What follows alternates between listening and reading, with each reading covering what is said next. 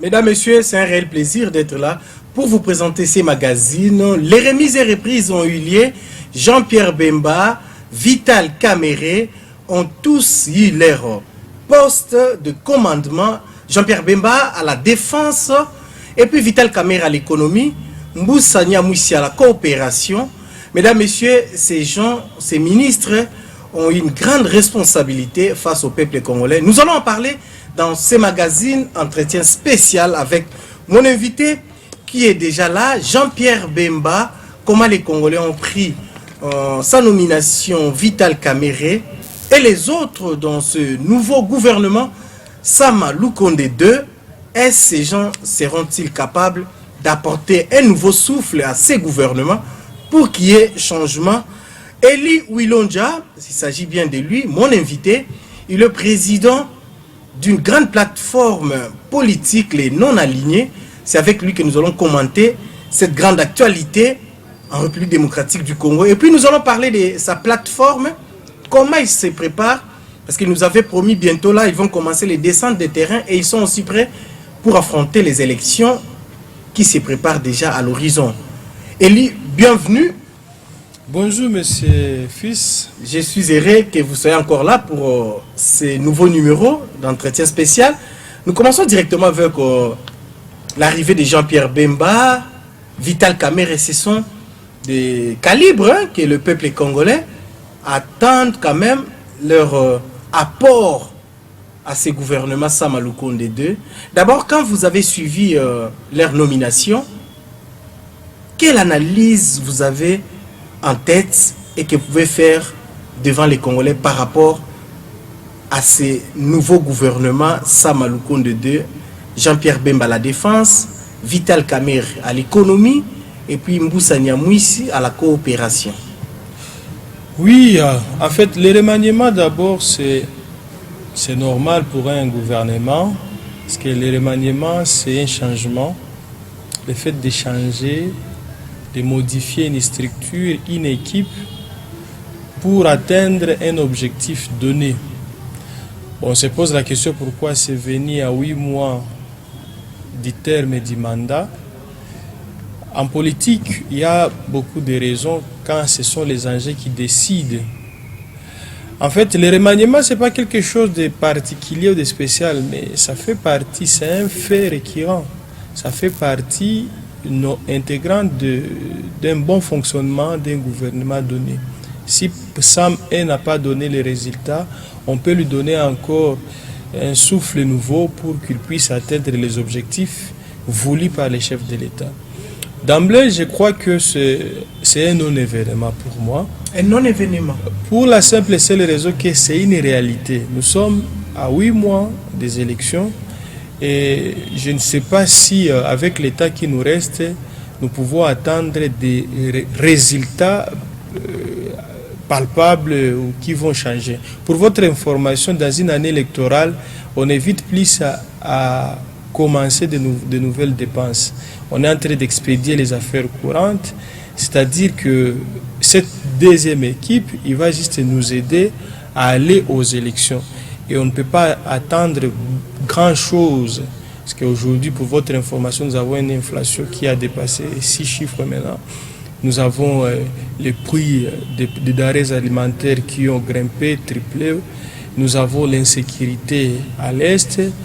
À gauche et à droite, il y a des gens qui sont impayés. Et je me pose la question s'ils sont venus avec une baguette magique. Tous ce sont des éléments que nous allons peut-être analyser ensemble, voir avec quelle politique ils peuvent arriver à changer. Commençons d'abord par Jean-Pierre Bemba, que vous connaissez bien. Il y a un adage qui dit, pour affronter un rebelle, il faut un autre ancien rebelle plus fort. Jean-Pierre Bemba à la défense. La situation sécuritaire à l'est, dans l'est de la RDC reste toujours préoccupante. Vous ne pensez pas que la personne de Jean-Pierre Bemba, c'est vraiment l'homme de la situation par rapport à ce qui se passe dans l'est de notre pays? Et il y a un autre adage qui dit on ne résout pas un problème en créant un autre. Nous avons vu les limites qu'a Jean-Pierre Bemba. Souvenez-vous, avec tout ce qui a été comme rébellion, la province orientale a encore des souvenirs. de ce qui s'était passé entre le Rwanda et l'Ouganda. Et souvenez-vous, avec tout ce que nous avons connu dans la ville-province de Kinshasa, avec l'affrontement des militaires de Bemba et de Kabila, je ne crois pas. Je ne suis pas un historien chargé de la vengeance du peuple. C'est vrai, l'homme change, il évolue avec le temps. Mais à mon niveau, et par rapport à ce que tout le monde est en train de voir, que Bemba, c'est une batterie qui ne peut plus alimenter les grands Congo. Mais dans notre sondage qu'on a sondé quand même, les Congolais, la majorité sont très contents par rapport à la nomination de Jean-Pierre Bemba à la défense pour apporter sa touche et pour faire des réformes aussi. La nomination de Jean-Pierre Bemba à la tête de notre ministère de la Défense, c'est purement politique. Donc le président actuel, pour étouffer les appétits, les ambitions présidentielles de Jean-Pierre Bemba, il serait mieux qu'on puisse lui doter, être membre du gouvernement pour bien le contrôler. Je ne crois pas que ça vienne résoudre un problème. Aujourd'hui, il y a un problème qui se pose sur le terrain. Il y a à peine qu'on a changé même la tête du commandement de notre armée, les FARDC, et on n'a pas vraiment de résultats. Changer encore un ministre, je ne sais pas si ça va apporter plus. Nous sommes à 8 mois du fin du mandat, et avec Bemba, je ne crois pas. Vous avez parlé aussi de la situation économique. Vital Kamerhe, un économiste de formation, l'homme a fait preuve partout où il est passé. Est-ce que vous pensez que Vital Kamerhe va faire en sorte que notre économie soit aujourd'hui une économie forte, même s'il reste 8 mois, comme vous évoquez, avant les élections? Bon, le fait, docteur Etienne Tshisekedi disait que les diplômes, c'est la présomption de la connaissance. Donc, quand vous êtes diplômé dans tel diplôme, dans tel domaine, on a une présomption que vous maîtrisez. Mais la compétence, c'est la qualité de celui qui connaît. Nous avons encore des souvenirs du programme 100 jours. Il n'est secret pour personne qu'aujourd'hui, on ne sait pas où étaient passés les 57 millions. Mais il a été acquitté quand vous parlez acquitté, de ça, mais quand même, acquitté, on doit savoir. Il s'agissait du détournement des fonds publics. Nous devons nécessairement avoir acquitté, mais où sont partis les 57 millions de dollars? Ça, c'est à la justice de nous donner quand même. Donc, la compétence, je disais, c'est la qualité de celui qui connaît. Il est économiste de formation, mais du point de vue gestion, nous avons vu ses limites, parce que le programme 100 jours, jusqu'à aujourd'hui, n'a jamais, si on peut même faire une analyse, en fait, vérification, le programme 100 jours aujourd'hui connaît des problèmes. Vital Kamerhe a eu quand même à occuper des postes, des fonctions à l'Assemblée nationale, il avait fait preuve. Est-ce que vous pensez qu'aujourd'hui, à l'économie, avec la situation que vous avez soulevée ici, des denrées alimentaires, la crise sociale, est-ce qu'il ne peut pas booster quelque chose, vu son expérience? Bon, la présence de Vital Kamerhe, Bemba et les autres dans ce gouvernement fait à ce que ce gouvernement soit considéré comme un cocktail Molotov. Parce que nous avons des alliances de contre-nature. Vous avez des socialistes, vous avez des capitalistes et des communistes qui se retrouvent à un seul endroit. Nous avons des repentis, nous avons des anciens seigneurs de guerre, les Mbusa et les Bemba. Et tout ça, ça laisse à désirer. Sous la conduite de Sama Lukonde, qui aujourd'hui, les uns les qualifient peut-être des marionnettes, excusez pour le mot. Et vous voyez avec les résultats. Donc c'est en quelque sorte un gouvernement de loisirs, des fois, pour les uns. Pour les autres, c'est un cocktail Molotov qui peut exploser. Je ne vois pas tout en noir, mais il y a des choses, il y a des signes qui prouvent à suffisance. Nous avons vu les limites de Jean-Pierre Bemba avec la guerre de 6 jours, avec l'affrontement ici à Kinshasa. Nous avons vu les limites de Vital Kamerhe avec les programmes 100 jours.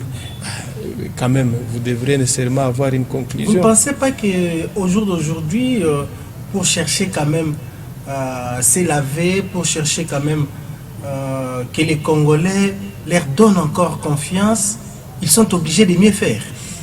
Les donner confiance, c'est en fait, c'est un grand défi pour eux. C'est une erreur.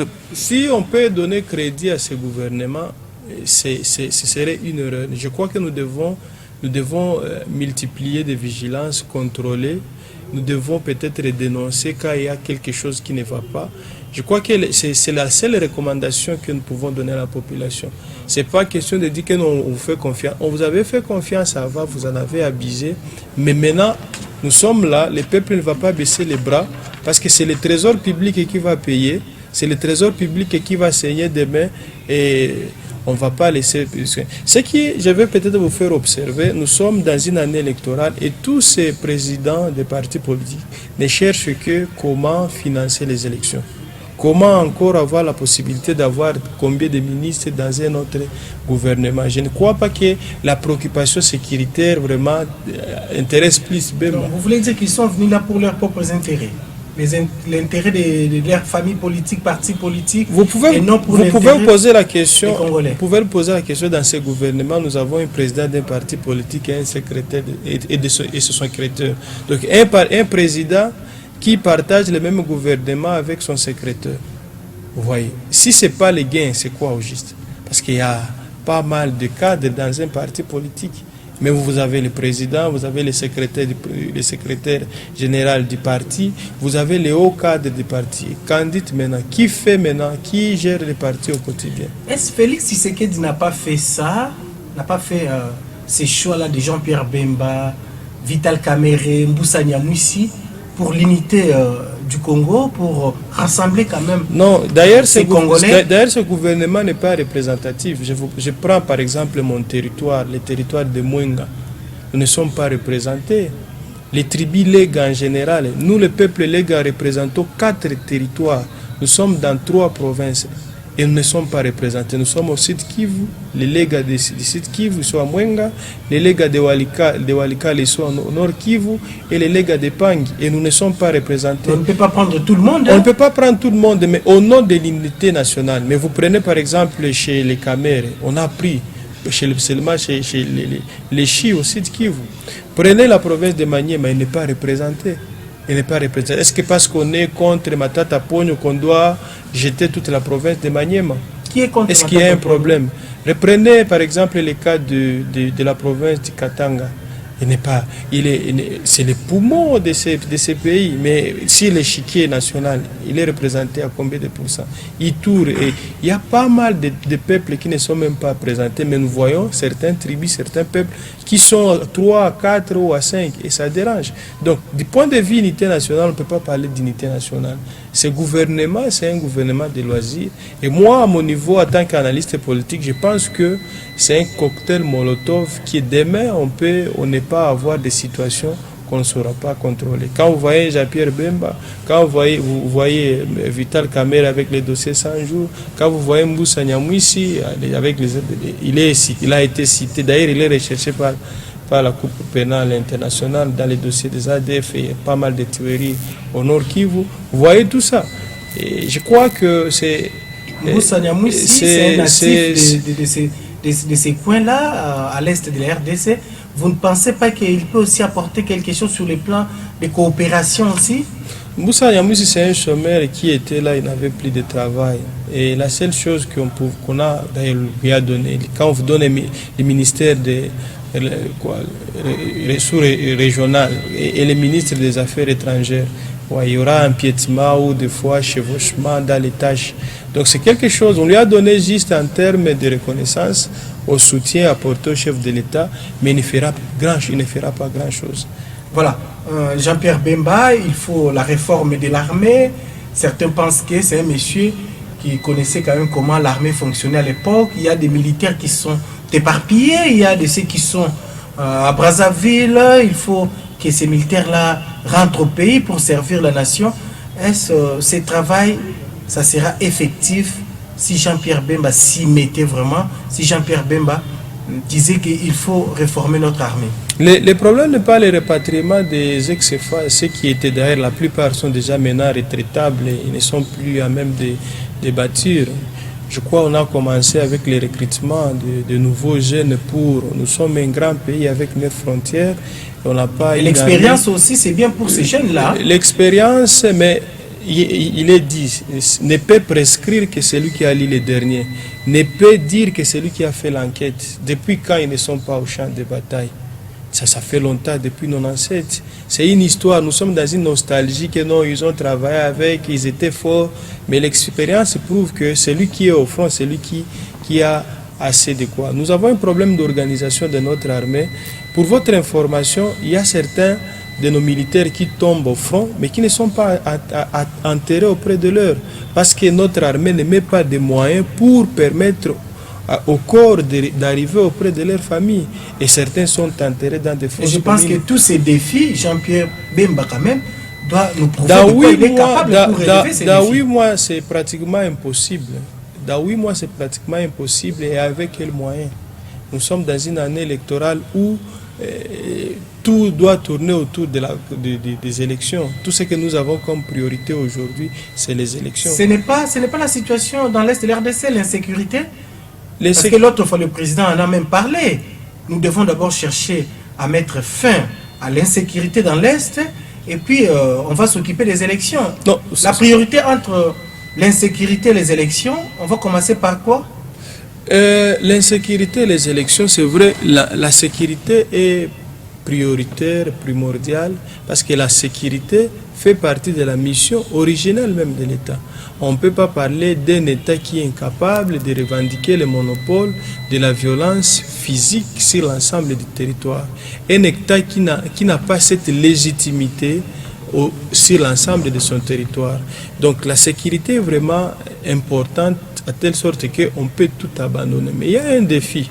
Actuellement, on ne peut pas tolérer que le président donne comme raison que à cause de ça, on n'a pas fait les élections. Imaginez, nous avons maintenant, au mois de mai, nous allons réaliser maintenant 2 ans depuis qu'on a commencé l'état de siège avec les résultats. Donc aujourd'hui, la priorité n'est pas ça, la priorité c'est les élections.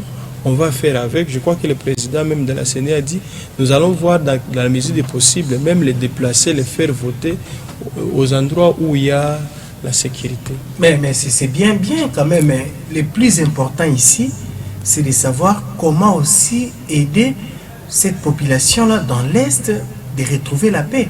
Parce qu'on ne peut pas continuer à accepter des massacres pendant ce temps-là. Vous allez envoyer les agents de la CENI.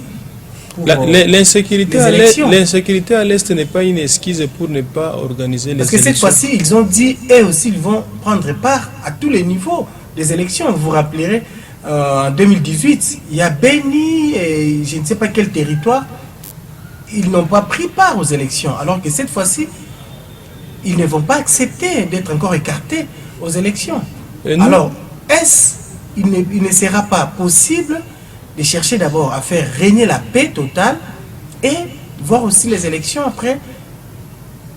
Oui, en fait, on peut faire...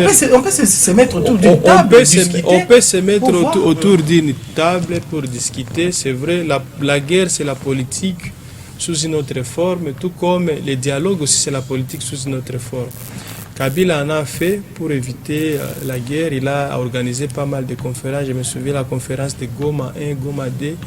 Et je me souviens Nairobi 1, Nairobi 2, juste pour voir comment on peut éviter. Mais le problème, c'est que la classe politique aujourd'hui congolaise n'est pas prête à se mettre autour d'une table pour reporter les élections. Ça, c'est d'abord un défi avec ce gouvernement. La classe politique n'est pas prête. N'est pas prête. Si vous avez suivi pendant que les autres partis commencent déjà à demander. J'ai suivi Madame Ifoku qui dit on peut aller jusqu'en 2025, le temps de changer, aller dans une transition. Il y a d'autres partis qui proposent même 3 mois encore, qu'on ajoute 3 mois. Le temps de discuter pour trouver quand même la solution. Mais il y a d'autres qui pensent avant aussi... la tenue des élections. Il y a d'autres qui pensent qu'avec cette allure, Christ pouvait même venir et nous trouver dans cette insécurité. Et rien ne va pas changer avec cette équipe. Rien ne va pas changer, monsieur. Eli Wilonja, vous êtes président d'une grande plateforme, les non-alignés. C'est une plateforme politique. Aujourd'hui, où en sommes-vous? Qu'est-ce que vous préparez sur le terrain pendant que les élections s'y arrivent? Ok, je me sens à l'aise quand je parle de notre plateforme politique, les non-alignés. Pourquoi d'abord on n'est pas aligné? Parce que nous avons constaté que l'opposition n'a pas de proposition. Or, qui dit opposition, dit aux propositions. Et depuis que nous avons fait nos analyses, nous nous sommes rendus compte qu'il n'y a pas de proposition pour améliorer les conditions de vie. Et c'est pourquoi vous voulez remplacer cette opposition. On n'est pas aligné derrière l'opposition. Nous ne sommes pas alignés derrière le gouvernement en place parce que nous avons vu chaque jour qui passe, ce gouvernement nous amène dans les abîmes. Mais vous soutenez les actions de ces gouvernements? Soutenir, si c'est positif, mais être derrière la globalité, nous ne sommes pas là pour encaisser cela. Pour la simple et seule raison, on ne connaît pas les tenants et les aboutissants. Mais nous sommes ouverts à toute tendance qui voudra bien faire avec nous des alliances. Mais on ne fait pas les nouveaux avec les vieux. Donc nous sommes un sang nouveau, nous sommes là pour les remplacements. Comme je l'avais dit l'autre fois, nous avons des politiciens qui sont là depuis l'âge de notre grand-mère et qui ne font rien. Et nous sommes là juste... Il faut le renouvellement de la classe politique. Le renouvellement de la classe politique s'impose, c'est un impératif. Et pour nous, c'est une élite sans merci, où il s'agit de vie ou de mort. Certaines personnes doivent aller à la retraite. Aujourd'hui, c'est tel que je suis en train de vous dire, il y a certaines personnes qui ont déjà compris d'ailleurs qu'il faut partir à la retraite. Avant que nos actions commencent sur le terrain, d'autres qui nous ont suivis, ils ont compris qu'il faut maintenant partir à la retraite. Vous accusez l'opposition actuelle de ne pas faire de propositions. Est-ce que vous voulez dire qu'aujourd'hui l'opposition politique est faible? Faible, inexistante, quelque chose du genre opportuniste, on ne la sent pas, cette opposition. En principe, quand on est opposant, on s'oppose sur un nombre de valeurs. Un programme, par exemple, vous pouvez être contre un programme. Mais depuis que nous sommes là, on voit seulement des gens s'opposer contre les individus. Depuis le régime de Félix Tshisekedi? Apparemment, c'est pas seulement, ça n'a pas commencé avec Félix Tshisekedi, mais on se rend compte qu'au Congo, ce sont les noms des individus et pas des programmes. Et nous nous sommes dit que nous sommes là juste pour des institutions fortes. Nous sommes là pour que les institutions nous gouvernent et pas les individus. C'est pourquoi on ne s'est pas aligné derrière. Mais après les élections, on aura une autre couverture. On va nous montrer notre image. Parce qu'après les votes, avec tout ce que nous sommes en train de mettre comme batterie, on va renouveler non seulement au niveau municipal, provincial, au niveau national, notre classe politique. Et avec ça, nous pouvons donner les meilleurs au peuple congolais. Vous savez, ça fait longtemps que nous sommes un peuple, ça fait longtemps que nous sommes une république. Et depuis que le monde est déjà, ça fait longtemps. Alors, le peuple congolais a besoin des jeunes comme vous, comme moi, pour donner les nouveaux. Et nous sommes prêts. Nous avons mis... Mais des jeunes conscients. Oui, nous sommes conscients de ce qui est du défi qui nous attend. Parce que les vieux ne vont pas nous laisser, ne vont pas nous laisser la place. Et j'ai bien dit que c'est une liste sans merci où il s'agit de vie et de mort. Mais nous allons le faire pacifiquement, avec des voies légales, et nous allons revendiquer nos droits. Si il faut pousser vers la porte de sortie, tous ceux qui vont se mettre devant notre porte, on les fera avec des manifestations populaires organisées et autorisées sur l'ensemble du territoire pour dire haut et fort que nous en avons assez, trop c'est trop. Et je crois que trop c'est trop, on n'a pas encore besoin d'une minute. C'est pourquoi nous, les non-alignés, 2023 égale l'élection. Nous n'avons pas le temps à perdre parce que nous sommes déjà prêts. Et le peuple est prêt et nous attend juste pour qu'on puisse donner. Vous accusez les vieux d'avoir échoué dans leur façon de gérer les pays, de faire la politique, et vous voulez apporter une correction. Oui. Et comment ça va se passer? C'est simple. Vous savez, quand vous avez la volonté, vous avez le pouvoir de le faire. Et nous avons la volonté. Ceux qui nous ont conduits depuis l'indépendance, ils n'ont pas la volonté d'aider le peuple congolais. Et ce qui manque seulement, nous avons des moyens, mais il n'y a pas de volonté. Il y a ceux qui ont été là depuis longtemps, juste pour leur village, juste pour leur famille. Mais nous sommes là pour l'intérêt général. Nous l'avons prouvé depuis longtemps et nous sommes prêts à aller jusqu'au bout. Le peu de confiance que le peuple va nous donner ne sera jamais déçu. Nous nous sommes rendus compte que nous avons donné le pouvoir aux vieux et ça fait longtemps qu'ils n'ont rien fait de ce pouvoir. Beaucoup se sont investis dans détournements et beaucoup de choses. Je n'ai pas le temps de citer. Vous allez affronter les élections en 2023 à tous les niveaux? Oui, à tous les niveaux, nous sommes prêts à aller jusqu'au niveau de la présidence. Nous sommes prêts avec les moyens que la population va mettre à notre disposition. Quelle population? La population qui est pauvre, qui manque même à manger. Et cette population va venir encore vous donner les moyens? C'est pourquoi c'est cette population-là. Les grands opposants de ce régime, c'est la population affamée. Vous savez, quelqu'un qui manque le courant, quelqu'un qui manque l'eau, il est prêt, il est prêt à donner $1 à celui à qui il donne confiance. Et c'est cette population-là qui est consciente aujourd'hui qui nous a dit d'aller au... Il y a des gens qui ont fait ça, qui ont pris les $1 de la population, mais après ils sont devenus députés, ministres, ils ont abandonné la population. C'est le même discours que vous voulez apporter à cette population? Non, non, ce temps est déjà révolu. Ce temps est déjà révolu. D'ailleurs, pour votre information, après seulement ce pouvoir, tous ceux qui ont géré mal, je crois que leur temps, en fait, leur place sera dans des prisons. Et c'est la seule chose que nous pouvons aussi garantir à notre population. Donc vous allez apprendre la population, la conscience, comment manifester, comment faire pour relever les défis. Vous savez, depuis l'indépendance, on n'a pas construit assez de prisons à la République démocratique du Congo. Pourquoi? Parce que ceux qui nous ont gérés détournaient toujours les fonds. Et pourquoi ils peuvent investir dans la construction des prisons? Parce qu'ils savent que demain, ils seront là-bas. Mais vous savez que nous, les non-alignés, dans notre projet de société, c'est d'abord créer des centres pénitentiaires à travers la République pour permettre à tous ces voleurs, tous ceux qui ont volé depuis 60, qui seront en vie, de finir leur vie en prison. Vous êtes seulement à Kinshasa ou bien dans Nous d'autres sommes provinces? à travers la République démocratique du Congo parce que nous sommes cette voix invisible, ce peuple ameurtri. Nous sommes à travers les 145 territoires parce que dans chaque territoire, vous allez trouver quelqu'un qui a un problème d'eau, problème d'énergie, problème de transport. Et c'est nous les non-alignés. Nous qui manquons l'eau, nous qui manquons l'énergie, c'est nous les non-alignés. On ne vole pas avec ceux qui volent, c'est nous qui souffrons. Est-ce aujourd'hui vous ne pensez pas que ce gouvernement fait quand même un effort de relever les défis par rapport à tous ces besoins-là de la population? Oui, mais un par rapport à 1 million, c'est vrai, un pas. Un voyage de 1000 km commence par un pas. Mais 1 par rapport à 1000, ça représente quoi? Avec le temps.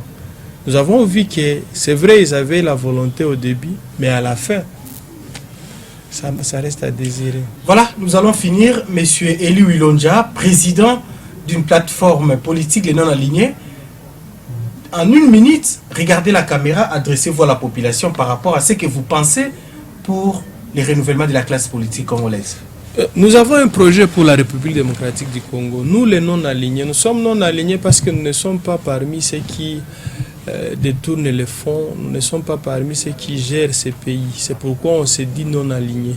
Non-alignés parce que nous sommes dépourvus de l'eau, de l'énergie. Nous sommes non-alignés parce que nous n'avons pas tous ces moyens, parce qu'on nous les a pris. Et c'est le moment où nous demandons maintenant au peuple congolais de se réveiller. Partout où vous êtes, à travers nos 145 territoires, allez vous faire enrôler. C'est le temps maintenant de renouveler la classe politique. Nous devons envoyer tous ceux qui ont commencé la politique à l'âge de notre grand-mère à la retraite. Tous ces handicapés politiques, tous ces lépreux politiques qui nous ont dirigés depuis un certain moment. C'est le temps maintenant où nous devons prendre les relèves. Et étant conscients, nous allons relever ces défis. C'est un bon pays que l'Éternel nous a donné. Nous allons faire de notre mieux pour que ce pays soit au centre de tout, soit au centre du monde, soit au cœur de l'Afrique. Merci beaucoup, monsieur Eli Wilonja.